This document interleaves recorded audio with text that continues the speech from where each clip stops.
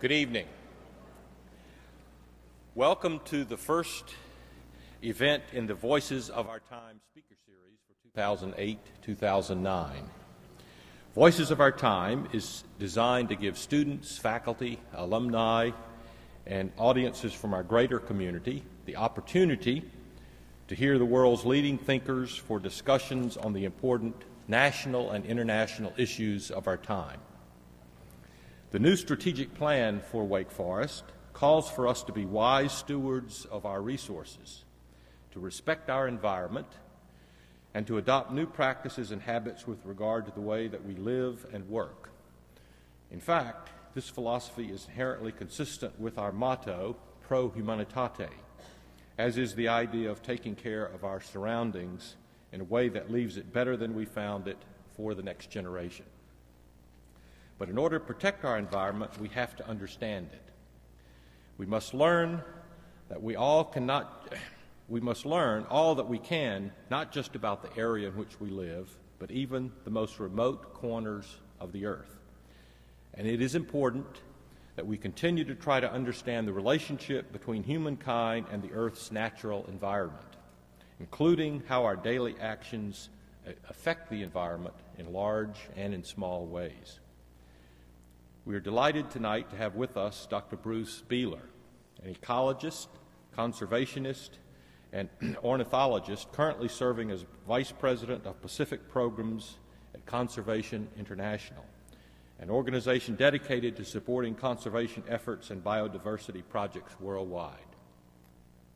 Dr. Beehler received his undergraduate degree at Williams College and his master's and doctorate degree from Princeton. He has invested much of his professional career in studying birds and rainforests of the Southwest Pacific and South Asia. Dr. Beehler worked for 10 years at the Smithsonian's National Museum of History and moved from there to the Wildlife Conservation Society. He has served the U.S. State Department, working with international environmental policy, and is developing new collaborative field research initiatives that focus on how global climate change is affecting forests, wildlife, and livelihoods in the tropical Asia-Pacific region. Dr. Beehler has authored several books, including his most recent entitled Lost Worlds. In recent expeditions to the mist-shrouded forest of New Guinea's Foya Mountains, Dr. Beehler and his team of scientists found a biodiversity treasure trove and discovered dozens of new species of birds, insects, and plants. And there's a wonderful 60-minute segment, which actually you can find and replay from our website about that. In fact, he just returned earlier this week from his latest trip to New Guinea, and we are anxious to hear more tonight about his adventures. In addition to his talk tonight, Dr. Beehler will be speaking Friday and Saturday at Wake Forest's 24th Annual Perspectives in Biology Symposium.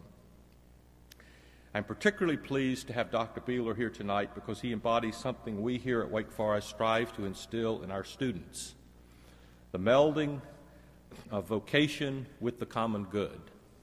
Dr. Beehler is a wonderful example of someone who has connected his life commitments with his work, someone who sees himself as part of the larger world community. We are pleased to have his wife, Carol, here tonight as well. Dr. Beehler and Carol are parents of a Wake Forest sophomore, Grace, who's here with several of her friends. So we are especially glad to have the Beehler family here tonight. Please join me in welcoming Dr. Bruce Beehler.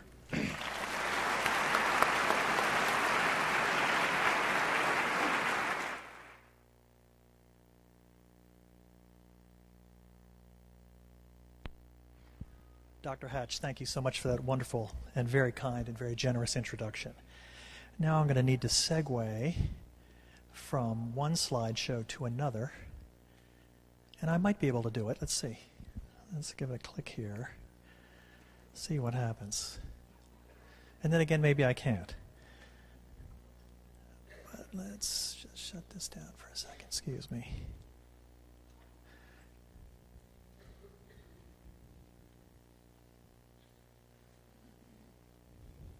Something's happening. There we go. Okay. Please bear with me. These things move very slowly. Lots of megabytes in play here. And Dr. Hatch recognized my wife, Carol, who is a veteran of the New Guinea rainforests. And in fact, our daughter, Grace, is also a veteran of the New Guinea rainforest. She first visited New Guinea as a 4-month youngster. I don't know how much she remembers, except for the photographs that she saw from that expedition. That was 20 years ago, I guess, practically. And I also want to recognize another very august adventurer and a pioneer who's worked in Peru and New Guinea. That's Professor John Turborg from Duke University, who was my supervisor at Princeton. John, if you could wave your hand, where are you? I don't know where you are. So we do have a few New Guinea people here. Thanks for coming, John. To hear, I talked to another gentleman in the audience who spent some happy war years in New Guinea. Well, he didn't say happy, but I'm very memorable. Now, raise your hand if you've been to New Guinea. Anybody been? How many other people have been to New Guinea? Not too many. Okay, a few. I see one here. Okay. New Guinea is a faraway place. It's not. You don't think immediately. We say, "Let's go on a trip, honey." She doesn't normally say, "Okay, should it be Tuscany or Papua New Guinea or Papua or what?" She normally doesn't say that because it's so darn far away. And the place I'm going to take you to tonight on a little bit of an adventure is a far, far, far away place. New Guinea's far away, and within New Guinea, this is a particularly far place. And during my presentation, I'll show you why. And I'm going to talk about an expedition to these Foya Mountains. You may have read about them back in early 2006. There was quite a lot of media talking about this expedition. Biologists like myself and John Turborg have been doing expeditions to places like Peru and New Guinea for decades, and normally no one pays any mind, except maybe some of our fellow biologists. We write papers describing what we find. We describe new species in many cases. John has described many. And our biologists take note, but it rarely makes news in the paper. So there was a bit of a twist, something special about that. And I'll try to perhaps explain to you why it was so special tonight. Now first, we hear, I'm sure this doesn't apply to Wake Forest University or even Winston-Salem, but we hear about geoliteracy in America, or lack thereof. I'm not going to name any names, but it's often difficult for some people to find New Guinea on a map of the world. And that's not surprising, because there are New Guinea, there's a place called Guinea, there's Guinea-Bissau, there's Ghana, there's Guyana. Which one are we talking about? Well, New Guinea happens to be the largest tropical island. It's larger than Borneo. It's larger than Madagascar. It's also the highest island. It is very mountainous. It has mountains that exceed 15,000 feet in elevation. New Guinea is one of the few tropical places outside of the Andes and Africa that have permanent snow, glaciers, high glaciers on these high summits. Now, as you might expect, if you follow the issues of climate change, those glaciers are melting rapidly today and will probably be gone in the next 20 years. But suffice it to say, New Guinea is large. It's very, very diverse because it's just virtually on the equator. It's just a little bit south of the equator. And let's see now, I was hoping to have a pointer. Maybe there's a pointer here somewhere. No, not a pointer. I will point with my finger. If we see the map, the indicator map down here, you can see the Indonesian archipelago here. You see Sumatra. Oh, who's pointing? Someone's pointing for me. How wonderful. I can just pretend. Well, New Guinea is basically that giant island on the left here at the very end of the Malay archipelago. And New Guinea politically is divided into a western half, which is a province of Indonesia, and an eastern half, which is part of the country, the independent nation of Papua New Guinea. Tonight we are talking about the western half. That's today called Tanah Papua, or Papua. And it is by far the richest province biologically of Indonesia, and one of the richest places in all the Pacific. And if we look at the main map up above, you see that bright red oval that indicates the Foya Mountains. So we'll be headed there tonight. And we will be exploring something of an ornithological mystery. Some things happened back in the Victorian era. In the upper right, you see the lovely lady, probably from Great Britain, with this beautiful hat with a bird of paradise adorning her hat. Back in the Victorian era, feathers were an important part of a woman's wardrobe. Feathers and hats, feathers and boas, etc. I don't know too much about it. That's not what I study. But that love of feathers, and especially exotic feathers, drove a large global trade, getting feathers to the ladies who wanted to buy them. And many of these more exotic feathers came from exotic locales, like South America and Africa and New Guinea. New Guinea was especially popular for the feather trade because New Guinea is really the home of most all of the birds of paradise. This is a group of birds, wonderfully spectacular. I'll show you some photographs tonight of birds of paradise that produce plumes that women were particularly lusting after. So lots of people living in the jungles of New Guinea would make money by going out, collecting these birds, and selling those feathers to feather traders.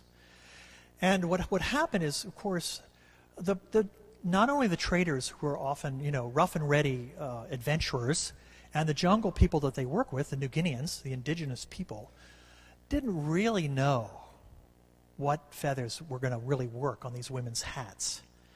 So they'd collect they'd collect everything. They'd put them in a box and they'd ship them back to Leiden, or they'd ship them to London, they'd ship them to New York, and the traders would crack open these boxes and look and sort out the things. The things that were beautiful and spectacular for hats would go to the hat trades of the day, the Neiman Marcuses and the Macy's of the day, to be made into ladies' hats.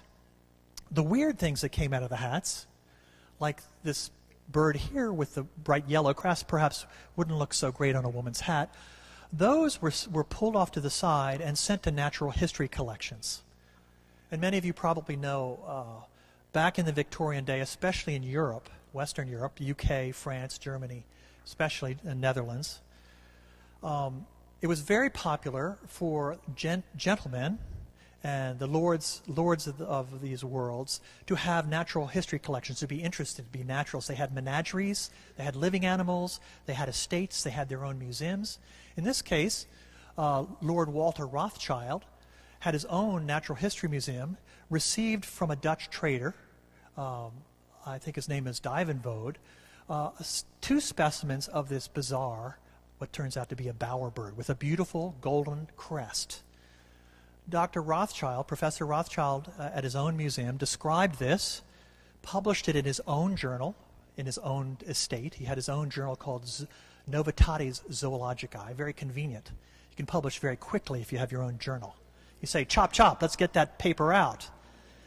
So he published a paper in 1896, describing this new species, this wonderful bowerbird with this beautiful yellow crest. Well, it came from a bird trader. They weren't interested in location. Where did this bird come from? He described it from somewhere in New Guinea. In a like manner, Otto Kleinschmidt, an ornithologist working for another menagerie in Germany, described a new bird of paradise, a so-called 6-wired bird of paradise. You see that description there without an illustration. Parodia burlepschi. Herr Burlepsch was the sponsor of Dr. Kleinschmidt, and so he was, of course, smart to name it after him.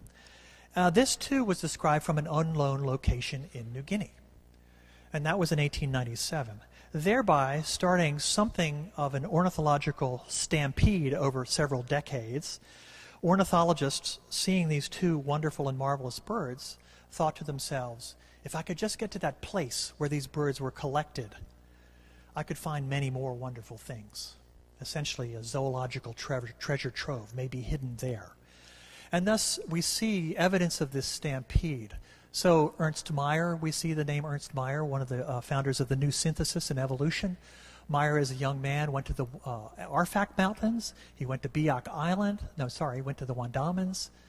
Dillon Ripley, as a young man in 1938, went to the Tamara Mountains and Biak Island in Misol.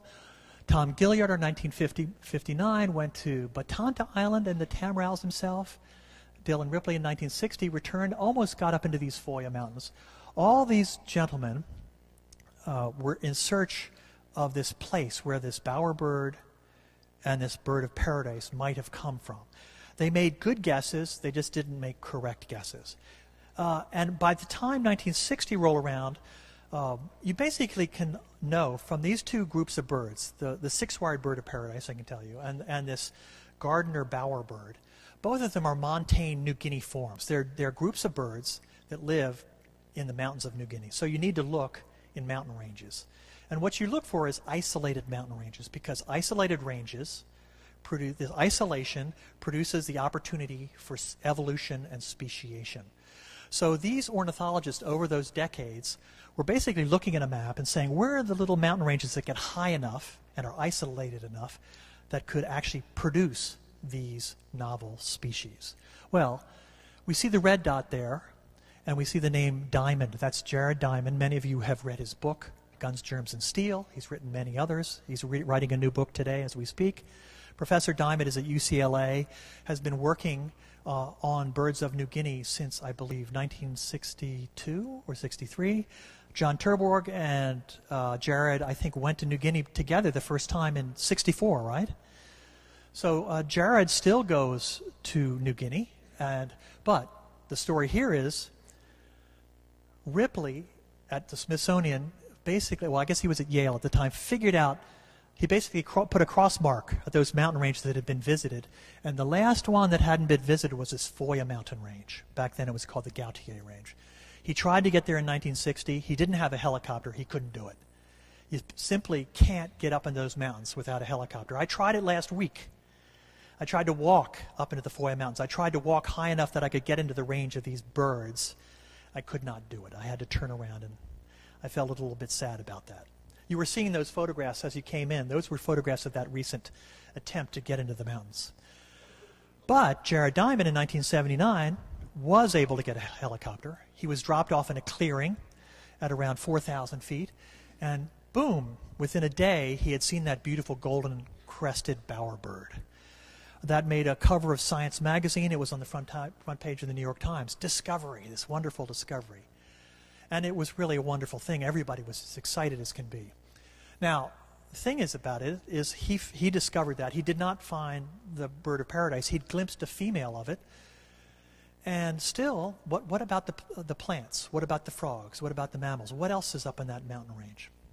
So after Diamond came back and made those reports, I made a commitment to myself. I said, I'm going to get up there one of these days. Well, that was back in, I made that commitment around 1982, and we didn't get up there until 2005. You can do the arithmetic. It took a long time for me to get organized and for me to get a team of biologists up into this mountain range. We did get a team up there, and a lot of it had to do with teamwork. And the key part of that team was the Indonesian government. The Indonesian government guards Western New Guinea very, very closely. It's not a place where you're welcome to go. If you go onto the Indonesian embassy website today, it says, you are not, essentially, I'm paraphrasing here, you're not welcome to visit Papua without special permits. So there is essentially a political barrier to going to Papua today. And so without working with the Indonesian government, you're simply not going to get those proper permits. So we have an office, I say we, that's Conservation International. We have an office of 40 Indonesian staff in Jakarta, and we have a very, very close relationship with the Indonesian Institute of Sciences, that's called LIPI. We also have a close relationship with the State University of Papua, that's in Papua province. And so we were able to put together a pretty nice team, but also a team that was politically connected. And with that, and a little bit more luck, we were able to actually organize this trip in 2005.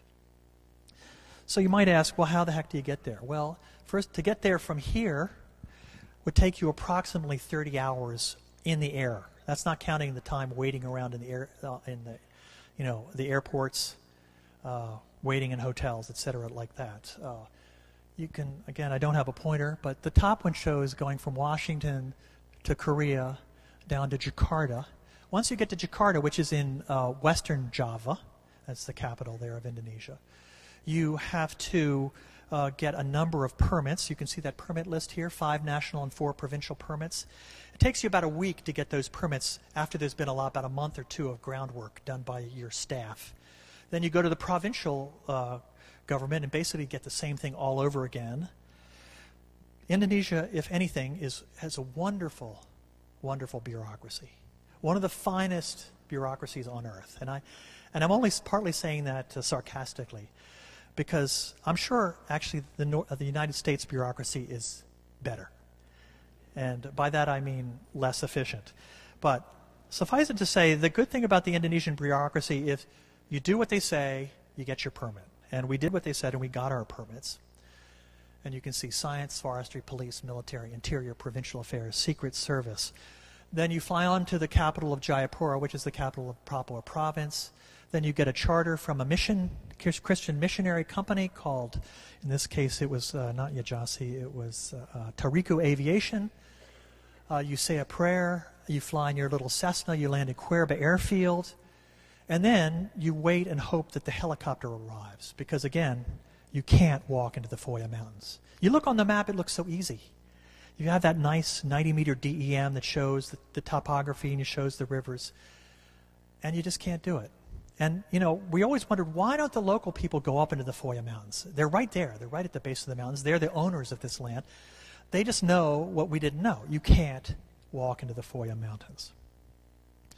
So here's Cuerva. This is our base of operation. It's a little community of maybe 150 people. It's at 70 meters elevation, so we're down in the jungle here. If you look in the back, you see some sort of greenery. That's the Foya Mountains taking off. They're really right in the bosom of the base of the Foya Mountains. So this is an ideal jumping off spot. Now, if you're nervous about flying in single-engine aircrafts, you don't want to fly here. You see the cliff. You have a nice mudstone cliff here. It's about 80 feet, 5 feet high. It's a short airstrip. So you want to come in as close to this cliff as possible so you have a nice landing ground, but you don't want to have a downdraft or anything like that. The pilots are excellent, and as I said, they say a prayer before they take off. Now, Conservation International has a base of operation there. This is our conservation headquarters for this particular zone of the Mamberamo Basin. You all may be wondering, why would Conservation International want to take an expedition to the Foya Mountains? It seems a little bit arcane. Well, the Foya Mountains happen to be on the verge of what we call the Mamberamo Wilderness, or the Mamberamo Basin, or the Mamberamo Raya. It is about 8 million hectares of forest, lowland jungle, swamp, basically with no people, not a single road crossing it. It's about the size of Rhode Island. This is one of the largest wilderness areas in the Asia-Pacific region, if not the largest. So for Conservation International, this is a target, a wonderful target for doing nature conservation.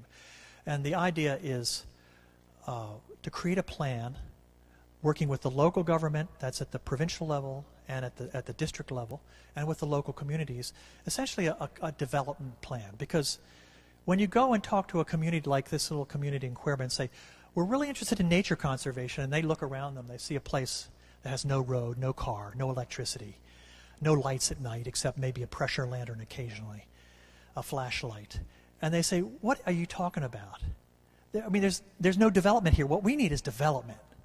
We want development. The conservation is taking care of itself. We've been here for, 10, 20,000 years or longer. We don't know how long. And we've done a good job doing the conservation. You need to bring the development. Now, we understand what they mean. And I think they understand a little bit what we mean. But it really is, when you do conservation, you're doing development. You have to do the same. They're really parts of the same thing. They're part of a human enterprise of managing our earth properly. Now, to do conservation, you need to know what you're conserving. You can conserve in a black box and say, oh, it's just an area, it looks interesting, let's conserve it. But for any number of reasons, which I'll explain to you tonight, you really need to know what's there. You need to be able to talk to your counterparts and the stakeholders, the politicians, and say, this area is important for these reasons. There are animals, there are plants that live nowhere else on Earth. There are so many species here, so many more than someplace else. And then if you just say, well, we don't know, it's an interesting and beautiful place, we want to do conservation, that's not very compelling. But when you say there are 200 species that live nowhere else on Earth, and that some of these are some of the most remarkable species in the whole world, you might get someone's attention. So the reason we had entree to this village, Cuerba, is that we'd worked there for 5 years. We have local staff who come and live in that little hut. Again, no AC, no electricity. Lots of mosquitoes in terms of malaria. You don't notice them. The mosquitoes are very clever here. This isn't like the mosquitoes we have on the back porches here on the East Coast, where they're very annoying and they bite and they hurt. Here they just wait till you go to sleep and then they zap you, and then, woe and behold, falciparum malaria or vivax malaria, and you're sick. So in this village here in Cuerba, virtually, almost certainly every living person who lives in Cuerba village carries malaria, has had malaria, gets malaria 2 or 3 or 4 or 5, 6 times a year. Now they have adapted to it. The ones that got too sick, well, they died. So they aren't there anymore. So the people live in a steady state with malaria. For visitors like myself, that's not safe. I can't really take a chance, so I take anti-malaria medications. These two gentlemen, on the left is Pak Timotheus, on the right is Pak Isaac. These are the two headmen for the area that we're headed in the Foya Mountains. We can't go there without their permission. We're trespassers there. This forest land, even though no one lives there, belongs to these gentlemen and their villages. Now, their next-door neighbor villages, they're about 20 miles apart. They speak a language that's mutually unintelligible. Timothy speaks Papasena. Isaac speaks Cuerba. Now, they also, of course, are multilingual. But their two language groups, which are right next to each other, can't be recognized by each other. Now, I should say, New Guinea is one of the most remarkable places on Earth in terms of languages and cultures. There are more than 1,000 distinct languages on the island of New Guinea. 1,000. So that's the more languages that were in all of North America before Columbus arrived here. So we're talking stupendous cultural and linguistic diversity. And, you know, when you really think about it, each one of these forest groups, forest people who live off the forest and live with the forest, and their language and their knowledge all is tied up with this forest. And really, there's a treasure here, and that's local knowledge. What they know about the forest and the wildlife, because now they know it not because for some esoteric reason. They know it because they use it. They use it every day. They subsist off the rivers, the gardens, and the forests here. So they're doing it for a very practical purpose. But in fact, these people are walking libraries of knowledge, none of it written down. And as the world of Sony Walkman, the world of TV and VCR and DVD gets closer and closer to these people, the new generations, the young people, become less and less interested in the forest. And the threat, of course, is the loss of this knowledge. Essentially lost until it could be rediscovered. Because when you lose an oral knowledge, it's how do you recover it? There is no recovering it without rediscovering the knowledge. So when we do conservation in a place like this, we think about the forest, the wildlife, and the people. Keeping the people on the land, keeping the people affiliated with the land. They are the stewards of these forests. So they're important partners with us, both for research and for conservation. We also take students of every stripe with us, Papuan and Indonesian students with us. This is Burhan Jatuh Hadi, an excellent field herpetologist who went along with us. Also basically made this expedition tick. So here we are. This is the Foya Mountains. Have a look. It looks a little bit like, well, maybe like the Smokies or the Blue Ridge. They're not very high. They don't get any higher than around 7,000 feet, the highest summits. But the difference is these mountains, unlike the Smokies, these mountains are sitting on the equator. It's about actually 2 degrees south of the equator. Clouds sit virtually day in, day out on the top of these mountain ranges and create this island of habitat that's completely different from at the bottom. So standing at Cuerba at 70 meters, you're in hot, steamy jungle, and it's only 12 miles by helicopter up at the top. You're in a completely different world that's cool and cloudy and wet and different from the jungle down below. And as a result, you have different plants and animals living just right next to each other. Now, how do you get in there? Well, I said you needed a helicopter. We were able to get one, but then you need a place to put in a helicopter. And in 1987, I had flown over the Foyas, and it was clear that day, and we were able to see this little clearing. It's a little lake that had become a bog, and it filled in with sphagnum, just like the sphagnum bogs you might find in the mountains of North Carolina or up in New England or Canada. So we had this bog that we saw from the air and said, this is a place maybe we could put a helicopter. Naturally, the pilot wasn't too excited about landing in a bog. Now, this is not a picture of the first landing, of course, because there was no one there to photograph it. But he basically said, I'll hover, you jump out and see what it's like. And then we'll see. We'll go from there. So I jumped out actually in this very place. It wasn't grassy. It looked a little firm, and I didn't sink. And so we touched down, and we dumped everything, and here we were at this place that we had wanted to be for a long, long time. So we're at this bog camp at around 6,500 feet above sea level in the middle of nowhere. The helicopter flew off. It was supposed to deliver 5 loads of goods. After the 4th load, the clouds closed in. Much of the botanical gear and the mammalogical supplies, the folding traps, didn't make it because the helicopter pilot couldn't find us anymore. So he went back to his mission headquarters in Wamena, and we were stuck, basically. Happily stuck, but stuck nonetheless. And so the first thing you do when you land in a place like this where you've never been and where there are no people and where there are no trails and where there are no Holiday Inns, you build a house or you build a rain-proof shelter. So basically you get one of these big blue tarps and you build a frame and you get those tarps up and you get everything because it's going to rain within minutes of arrival, let me tell you. When you get to a place like this, it rains 4, 5, 6 times a day. It may not rain hard, but it'll rain, cloud, sun, rain, cloud, sun, rain, because you're on top of this mountain that catches all the weather. So you have the guys build some shelters. You get all your stuff under there as quickly as possible, and you set up your own little mountain tent off in the moss somewhere. And you put on your rubber boots because it's going to get messy after a while. And you might put on some rubber hiking pants too because it gets even messier as each day goes by. And you start thinking about this forest. And this is what we would call a moss forest or an elfin forest or a cloud forest. It's if you've been up into the highlands of Ecuador or up in western Panama, you might see something much like this. Sometimes you get it at 5,000 or 6,000 feet. Sometimes at a little bit higher, you might have to go to 8,000 or 9,000 feet. Up in the equatorial mountains of the world, in Africa, South America, Southeast Asia, in the Pacific.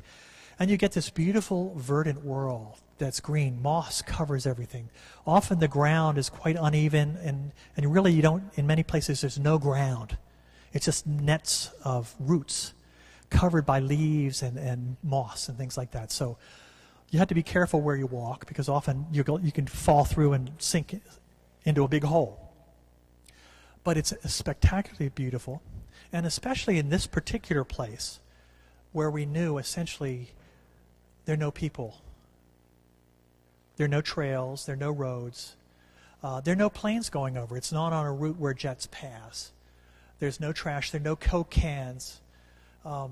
There's basically a wonderful, peaceful quietude. And I say quietude because it's not quiet. It's just a wonderful, peaceful kind of quiet, which is lots of bird song. You heard we played some of the bird song as you were coming in, some of the bird songs that we recorded up here. You have cicadas calling during the day. It's often cloudy. The cicadas will crank up. You'll have katydids calling. So you have this sort of very sort of mild cacophony of natural sounds that to a naturalist or to a biologist is music to the ear, really, truly music to the ear. And when you feel you're in a place that very few biologists have been, you feel especially blessed or privileged or just almost tingly that you finally got to this place that you wanted to get to for so long. And basically you head out into the bush. You might head out with a roll of safe flag tag because you're going to have to make your trails. So you wander out with a little secateurs cutting away. You put out little colored tags. The guys will come along the next day and make trails. So you create a network of trails so you can go up and down and all around. Because even though we're on a little bit of a plateau, it's quite mountainous and quite rugged.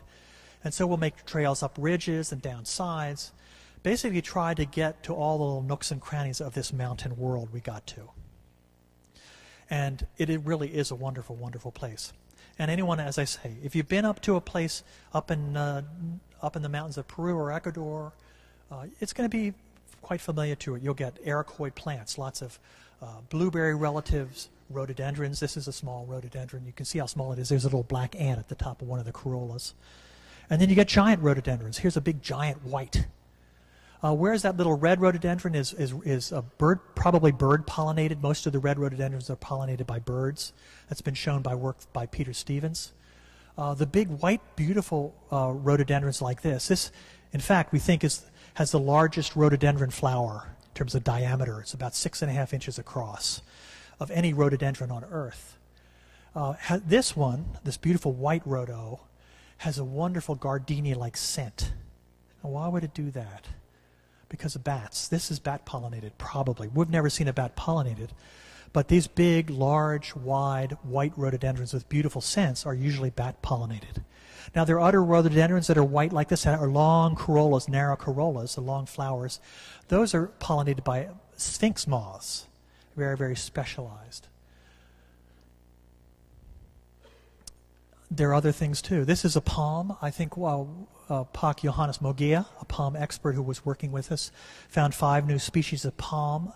This is a new species of, I think it's Linospadex. I'm not a palm expert, so forgive me. If there's a palm expert out there, you probably know I'm wrong. I'm not sure. But fantastic new species he was terribly excited about. And so actually within minutes of getting to this place, new species became the theme. Because the things we started seeing, within 5 minutes of getting into that bog area, the mammologist came back and said, I saw this weird bird that has these dangling wattles that looks like a chicken. And one of the local guys came back and he said, yeah, I saw something that looked like ayam, which is a chicken in Indonesian. And so I said, well, I don't really know what you're talking about, but it sounds interesting. That was apparently a new species. And frogs, frog heaven. You know, you get clouds, you get rain, you get the tropics, you get mountains, you have wonderful frogs. This is a species of Nyctomistes, a little Coryphrini. This is a tiny little fossorial frog that lives down in the moss. A new species. A chubby little Calylops frog that sits in the buttresses of the bases of trees, giving a loud croaking sound. This is also a new species. Steve Richards, the herpetologist, working with his herpetological team, has enumerated 20 new species of frogs. Of the 40 species he collected, 20 were new to science. Now, you might think that's remarkable, and it is in some respects, but I think it does tell us one point is there are parts of the earth we know very poorly, and there are groups of animals and plants that are poorly known. And he tells me for the island of New Guinea, which is particularly rich in frogs, some 300 some species have been described to science today. But the expectation is we'll top in the next 20 years, will go from 300 to 650 to 700 species. He has 50 species to describe in his lab today that he's laboring to describe. 50. And another herpetologist, Alan Allison, at the Bishop Museum has another 35 species to describe. So we're talking about a group of animals, because they aren't furry, or they aren't feathery, they aren't beautiful like a butterfly, haven't been well studied, and are poorly known. And so there are lots of new species begging to be described out there.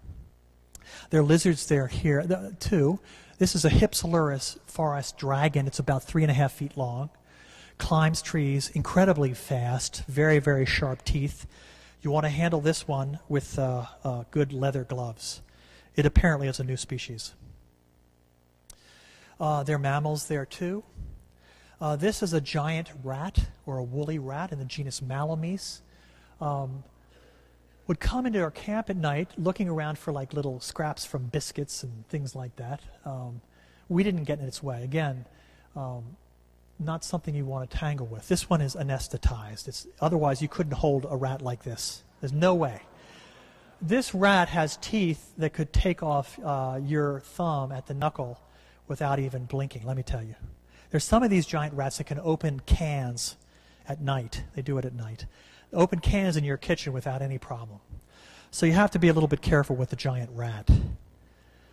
Now this, yes, this you can hold. This is a little pygmy possum. It's one of the smallest of the Australasian possums. Just an adorable little thing. This was caught by hand at night, and it was absolutely adorable. You could put it on your shoulder. It didn't know what the heck was going on. This one that was actually photographed by the 60 Minutes crew, and he was a wonderful performer. Now, mammals or thereabouts. The weirdest of the mammals that we encountered, and in fact, one of the weirdest mammals on Earth, is this long-beaked echidna. It's an echidna. I don't know, not many of you will be familiar with echidna. There's a common species in Australia, the short-beaked echidna, or spiny anteater. It's a close relative of the duck-billed platypus. It's in a group, the monotremes. And from our high school science, we'll remember that monotremes are weird mammals because they lay eggs. Now, as far as I know, no one's seen the egg of this mammal. This particular one, Zaglossus. It's in its own genus. In fact, we don't even know what species this is because the actual species limits of this group for many years was thought to be one species, and now the scientists who have been studying it say, well, it's either 4 or 5 or 6. We expected actually Zaglossus attenboroughi from the Foya Mountains because it was described from the next door Cyclops Mountains, which is supposed to be a pygmy Zaglossus. No, it was big. So we don't, again, we're scratching our heads. Chris Helgen's doing the work on this. Now, it lays an egg. It has this long beak-like thing you see there. It looks like a proboscis, like an elephant proboscis. It's actually its jaw. It's a toothless jaw.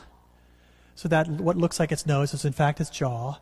It has a long, extensive tongue that it can extend out from that jaw that has little barbs on it.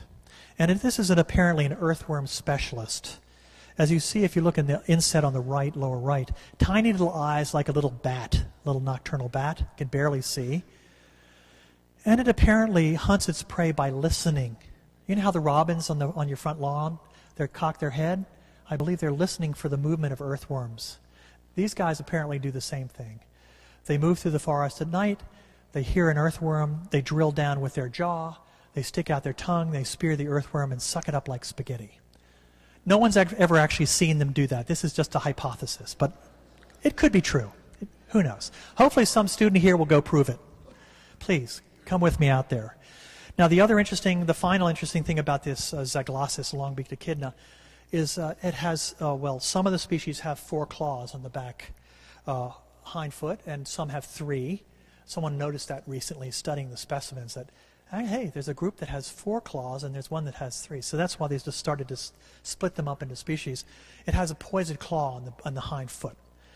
No one, as far as I know, no human has ever been poisoned by it, but it apparently uses it to protect itself.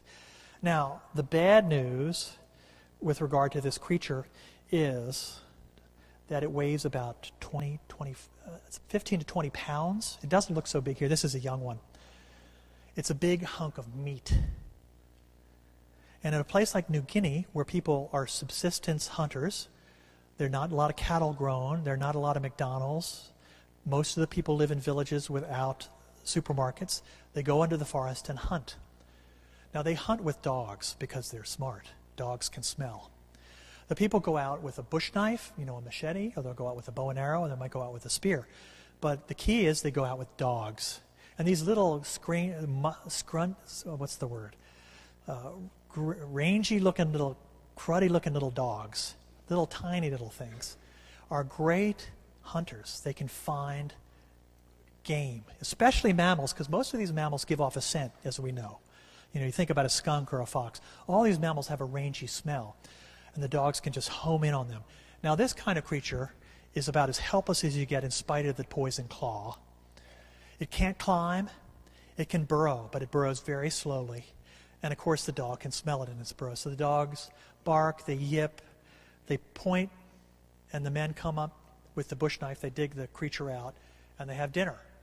Well, that's okay in some instances for some of these species, but this particular creature, which lived from the coastline to the highest mountains into the alpine grasslands, is essentially only existing today in New Guinea in the places where people don't hunt, or where people don't hunt with dogs. So it's in places like these Foya Mountains where there are no hunters at all. So the good news, the bad news is this animal is basically on the road to extinction. That's the bad news. The good news is there are places like these Foya Mountains, these large tracts of unroaded and unvisited forest. There are not too many of them, but there are a few, where these kinds of animals that are basically helpless in front of human hunting can survive. And there's another just like it. It's a little more beautiful. It's called the golden-mantled tree kangaroo. It was glimpsed by Jared Diamond, but it wasn't positively identified. We are able to show that this mammal, which was described as recently by Tim Flannery, as recently as 1994, one of the most recent large mammals described to science on Earth.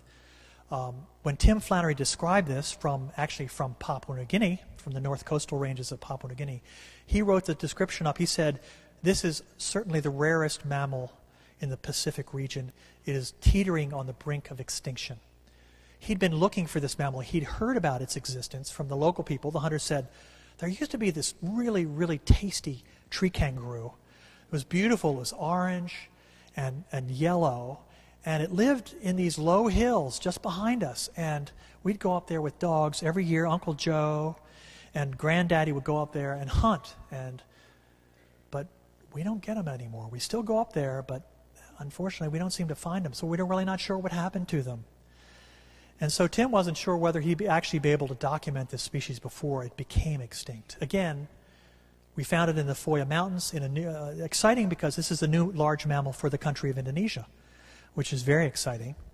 And also it puts this very rare species in 2 countries rather than 1. If you're doing conservation, it's always good if you have an endangered species to have 2 countries to think about it rather than just 1. And also, it's hidden up here in this Foya Mountains where no people go.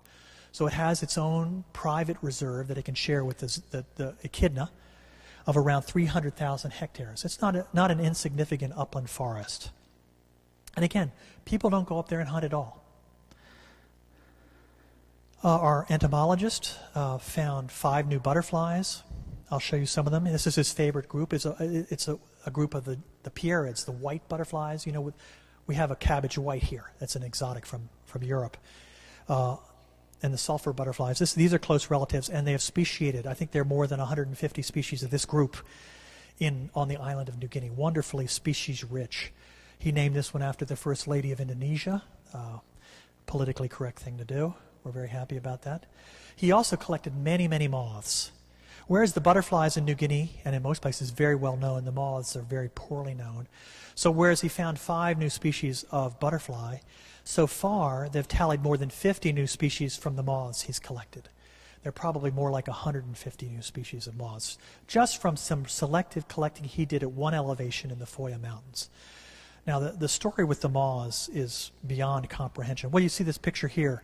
This is just a tiny little snippet of a giant white sheet that's covered with probably 10,000 individual moths. That's probably 500 or 600 species, and that's just one night. You turn on a light, you put up a sheet, the moths come in, especially when it's a sort of a misty, rainy night, and all these species show up. Incredible, incredible diversity, especially in the mountains of New Guinea and South America as well. Diversity that is basically too much for the taxonomists. There's not enough time for the taxonomists to do the work describing these species. So many of these species that we collect, because in these poorly known groups, won't be described for 10, 20, 30 years. Or maybe longer. Who knows? Quite daunting. I'm a bird man, so I'll show you some pictures of some birds. This was caught by hand at night. This is the ornate fruit dove. It's a wonderful group of fruit doves. The group of pigeons that live in New Guinea come in all sizes and shapes and colors. This is that weird bird that was described by the mammologist the first day. It turned out to be a new species of honeyeater that we described. I named it after my wife Caroline, Melopodes caroli. It's very closely related to the common smoky honeyeater, but it's got these weird wattles. It only lives in the top of these Foya Mountains. Quite a surprise and quite a treat for me to be able to do that. We found the largest bird of paradise there. This is not a new species. Tim Lehman made this photograph. We also have some footage thanks to 60 Minutes. You'll see it come up in a second. I guess I'll point where it is. It's going to land right there on this little dead stump. There he is. This is before dawn. Now he's doing a display. He's turning himself into what Bob Simons called Batman. Here comes a female. She's checking him out.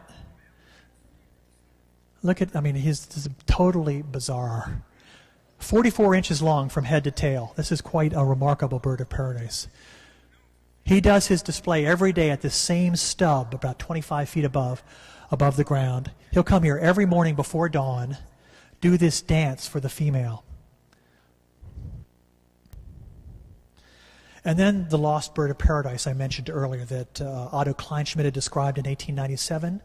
Here it was. We saw it the second day we were there.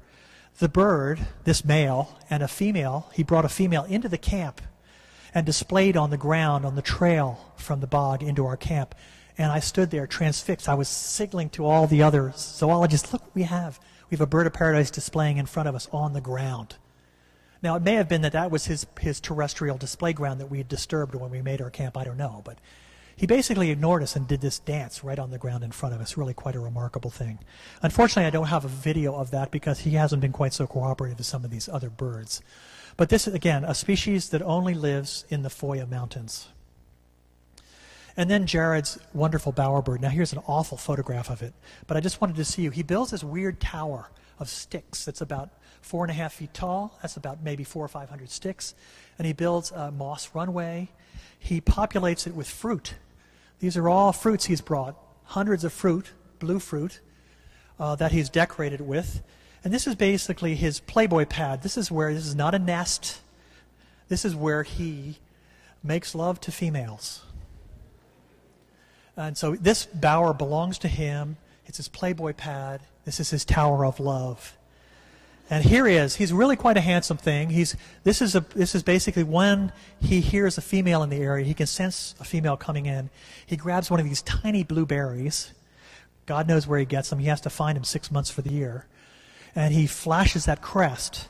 And then he goes into a dance. And here you can see that here.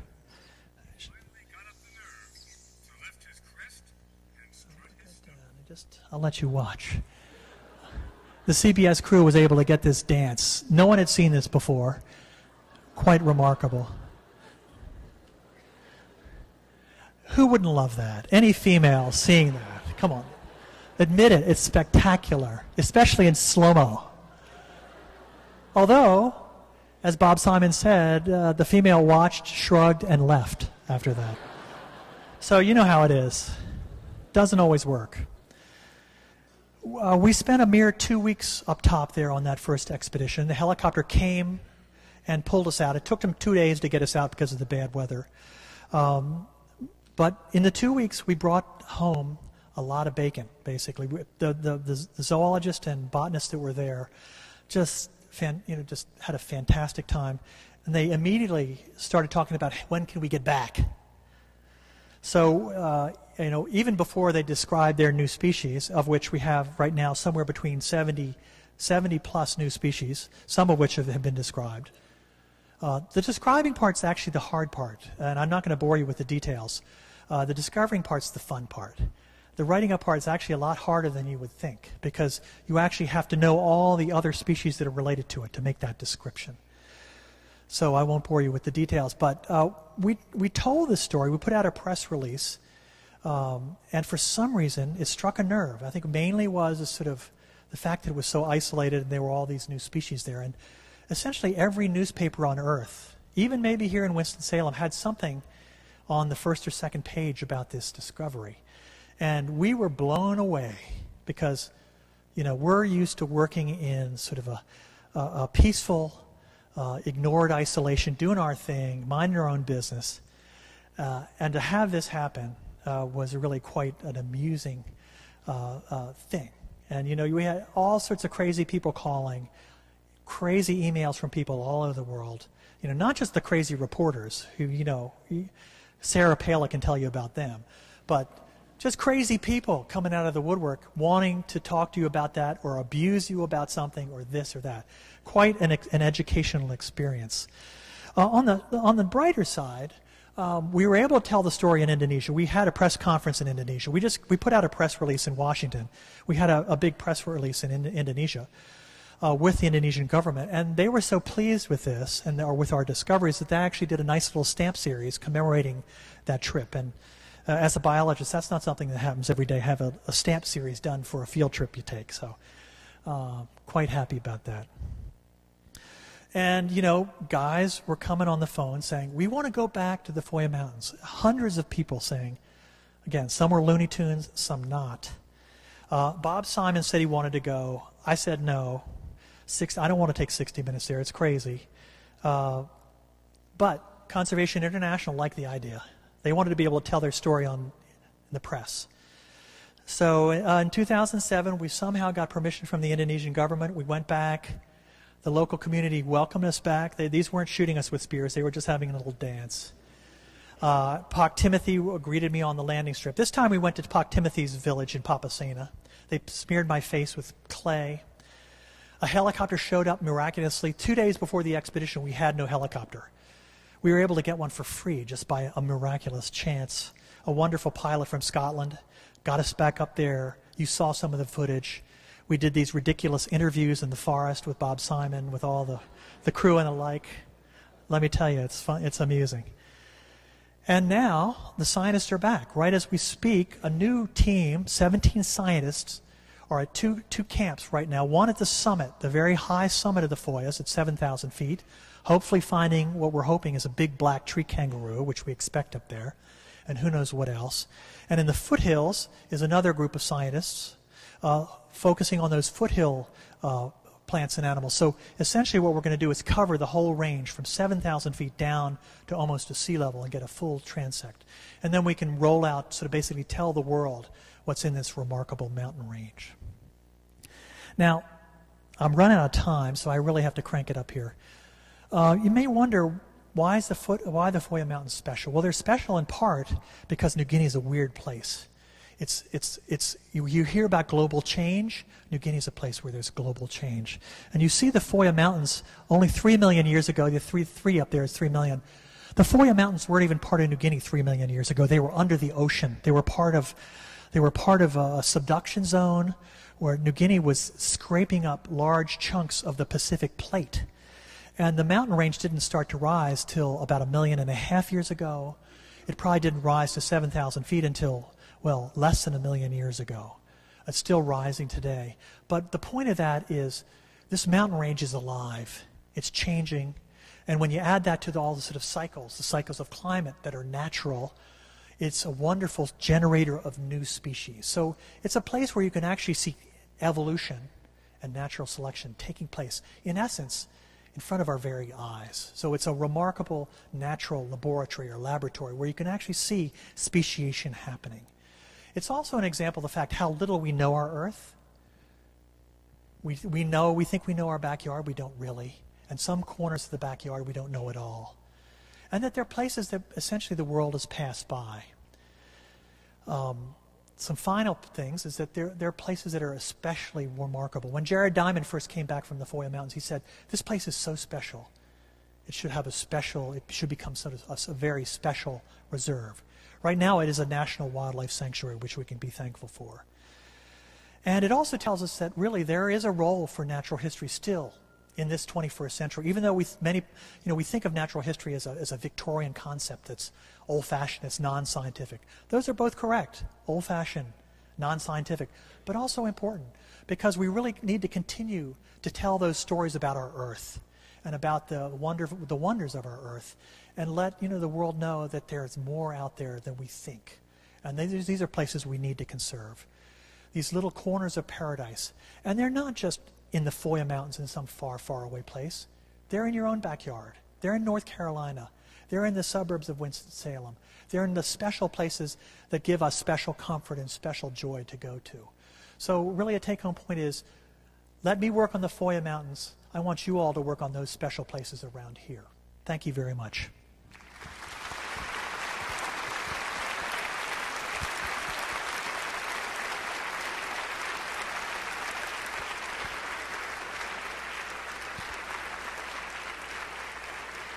Now, because I talk too much, and I apologize for that, we only have 5 minutes for questions. So if anybody has a question, there's some microphones. There's one here, and one over there. If you could stand to the microphone so people could hear the question. And I'm going to have to keep my answers short because we're on a deadline, and I talked over a little bit, so I apologize. Who has a question? Anybody has a question? Yeah. Can you go to the microphone, or I guess it's too difficult? Well, just shout it out, and I'll repeat it.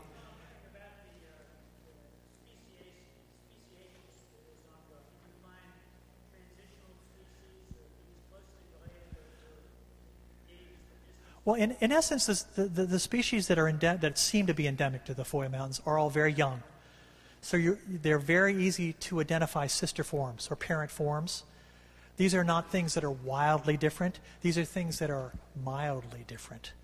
They have, instead of 20 or 30 distinct characters identifying this as distinct, they might have 2 or 3. And in fact, many of these Meyer would call semi-species. These are species in the process of formation. So virtually all the ones we're seeing are basically still in formation. Yes. Other questions? No, you're focusing mainly on the new. What degree of overlap did you find in the regular fauna, and what type of predators did you find? Good question. The question was about predators and about overlap in fauna.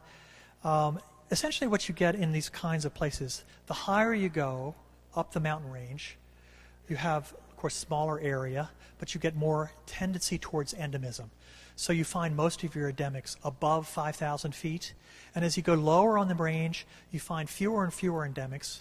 You find more species in any particular place. So as you go up the mountain range, you get fewer and fewer species, but more of the species that are there are unique. As you go back down the range towards the lowlands, things more and more species, but fewer and fewer unique species. And as you get to the bottom, basically at the lowlands, lots and lots of widespread things, because even in a place like New Guinea, the lowlands, things move around a lot. Other question here?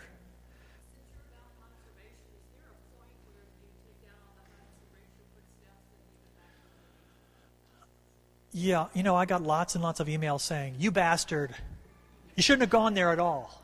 You shouldn't go because now all the bad people of the world are going to follow you and destroy this area and kill all the wildlife and cut all the trees down. And that, at first blush, that might sound like a correct piece of anger. But, you don't do conservation through ignorance or through lack of knowledge. You have to know what you're conserving. You have to be able to argue your point. You have to be transparent. Even if the bad guys aren't transparent, the good guys have to be transparent. It's not an even, it's not a level playing field. That's just the way we do it. So, while we're doing the surveys, we're also thinking, how can we conserve this at a higher level? So, when Jared Diamond, the result of Jared's work was National Wildlife Sanctuary. That's very good. We're now negotiating with the government to have it bumped up to national park status. We're also negotiating with the government to have it made into an international biosphere reserve from the MAB program. So the idea is actually to put multiple layers of conservation. And of course, we're working very closely with the local communities to get them on board, basically engage them in becoming the stewards, the conservators of this area as well. Because you can't get in without getting through the local communities.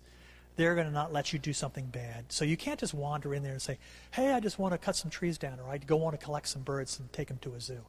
The local people won't let you do it. Other questions? Any over here? Who's got a hand up? I can't really see. Yeah, there.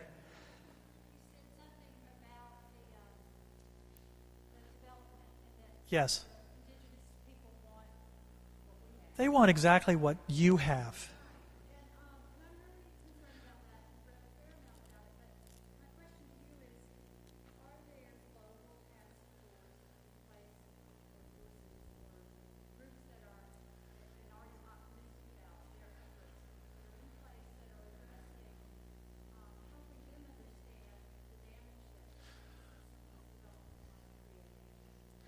Well, there are, and the Indonesian government is cognizant of these issues. To me and to many people, it really comes down to planning and then implementation of plans.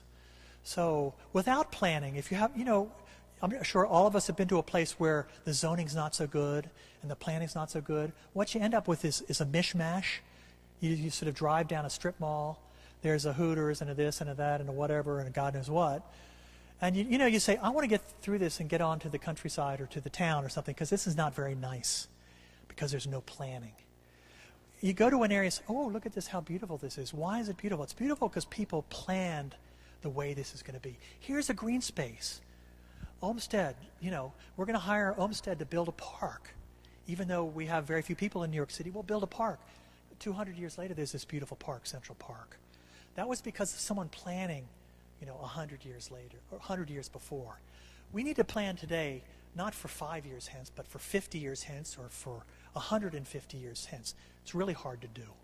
Because especially if there are poor people there who want what everybody else has, what they see other people have, you have to share. You have to allow people to develop. So you really have to zone, say, let's develop here, let's do this here, let's not do anything here. And if you do that, you don't save everything, but you can save a big chunk. The planning is important. The implementation of the plan is, of course, much more difficult. So am I optimistic? I'm a conservationist, so I'm paid to be optimistic. It's always difficult. Everything we do is difficult. This kind of work in a place like New Guinea is difficult. And I see someone signaling that I need to move. So I thank you all very much for coming this evening on this rainy evening. Thanks.